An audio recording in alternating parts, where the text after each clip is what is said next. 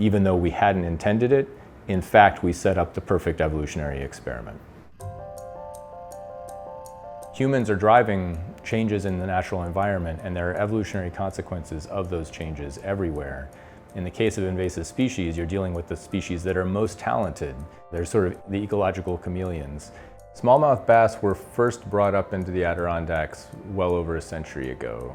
Now fast forward to today, we recognize that smallmouth bass is actually a very vigorous predator. Pound for pound, they're one of the hardest fighting fish out there. And because of that, they have been introduced all across North America, far beyond their original range.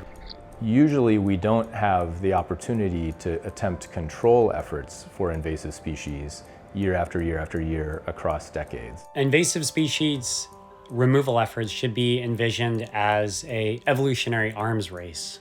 Pests, insects can evolve a physiological resistance to pesticides, but with invasive fishes, we use measures such as netting, or in this case, electrofishing is what we used in the Adirondacks, which don't have quite the same very clear physiological pathway that allows evolution to happen. And so we wanted to try and understand why our eradication effort was failing.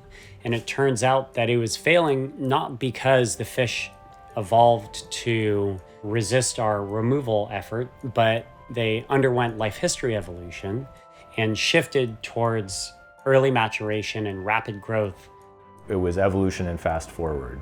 We set up a set of rules for control, and then we execute that script year after year. It makes sense from our perspective, but as a byproduct of that predictability, that's how you drive evolution. And so the lesson there is that we don't want to have these introductions turn into ecologically damaging invasions.